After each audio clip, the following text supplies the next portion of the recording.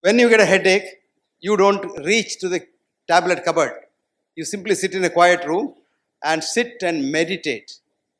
And 10 minutes, your own body releases such powerful opioids that your headache simply disappears. Time has come, she said, to meditate and elevate our consciousness. What a beautiful thought. Who writes that? Candace Pert writes in a beautiful book called Molecules of Emotion. So, this is the basis of Indian yoga system. Yoga is not kusti. You know what you see in the television? Chiram Sukham Asanam. That's asana is for Thirasukha, it's constant ease. Really, the Chitta Vritti Nirodha Yoga. Chitta is that level of mind where ego gets in. You look at the child, Manas, very happy child. Everybody smiles, not this big child, but small child. You know, if you have a small child, it smiles at everyone, whether it's B.M. Hegde, Patwardhan, Doshi or Joshi or Pandey or everybody smiles. And that has got a beautiful heart which moves with the breathing. It's called sinus arrhythmia. Child breathes in, heart runs fast. Child breathes out, it runs slow. We thought in Western medicine it's an arrhythmia. No, arrhythmia is rhythmia. Health is arrhythmia. Rhythmia is unhealth. Death is arrhythmia. Only rhythm occurs only after death. Your blood sugar is steady, your blood pressure is steady, your cholesterol is steady after you die. Otherwise, every second it's going up and down. It's called arrhythmia. Now what happens? The child goes to school. Alexis Carrel wrote, every newborn child is a genius, which is scientifically true. Because your consciousness comes to you on the day you are made in your mother's womb. It's the universe, the same thing, everybody. Only to be converted an idiot in school. It's absolutely true. So he goes to the school, what happens? Buddhi. There you are told, this is B.M. Hegde, that's Patwardhan, this is Doshi, that's Joshi and things like that. Then the child learns. Then it smiles only at B.M. Hegde if he likes it, or it frowns at, and then the heart rate becomes regular and regular and regular. Then you still go either up from Buddhi, you come to Chitta. Chitta is when you're little old, you're a teenager, then you say, I, you know. Then you put on those tight pants and, skirts above the bottom and things like that. That's the time you get aham, I. At that stage, I don't like Bhushan Patwardhan. I don't like B.M. Hegde. That's where the problem starts. That's the Chitta level, Vritti starts. So Patanjali said, Chitta, Vritti, Nirodha, Yoga. Then you go to the next level. What's the next level? Purusha. And you say, okay, all right, you don't like B.M. Hegde, forget about him. Let him go to dogs. What does it matter? You are okay for temporarily, but not fully okay. To be fully okay, Purusha, Shrestha, Ishvara, the fifth level of mind. Ishvara, one with the surrounding. So he says, he goes out to help. He sees B.M. Hegde there, he says, oh, poor man, it's 7 o'clock, he's come from Bangalore, whether he's had food or not, let me go out, get him in, get him a cup of coffee. That level if you reach, I tell you, you have no disease whatsoever. Now come back to the mind of the Simane, Shimane tribe. Absolutely child's mind. They love everyone, laugh at everyone, live together, and share together. They're absolutely like a child. There's another study called the Innu community study. And this was done long back in 1950s. And Innus are an aboriginal race off the coast of Saskatchewan.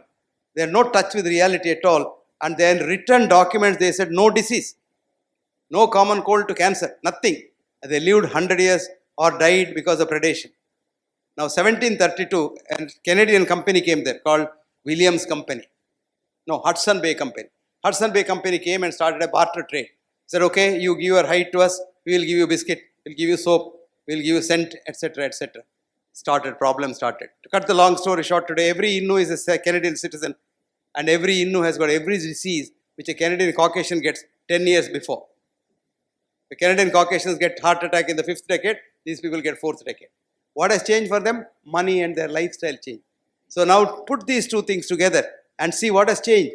Mind has changed. You have sold your soul with money to the devil and you hate everyone in this world. You want to be one up. I am having a Mercedes car, you must have a Jaguar car. I am having a Jaguar car, you want to have something bigger than that. This goes on in this world. It's a rat race and we don't love one another. So the whole study which showed in the Lancet that they were not better off because they were walking more or they were running more or they were not having clothes. They were better off because their mind was like a child's mind.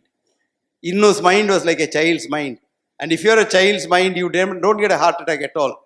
I've done a lot of studies on these hearts which are bad. We give them pranayama and get them back HRV, and they're fine. They're fine. And pranayama, you start loving people. The minute you start loving people, your heart improves so much, I tell you. So I always tell people, love the world, you live forever. Of course, that ever doesn't mean you will be here forever. That, of course, in a doctor's dilemma, this Bernard Shaw has written, never try to live here forever, you will never succeed. Because you have to die, nature's thing is you have to die. But you can always postpone that to the maximum extent possible.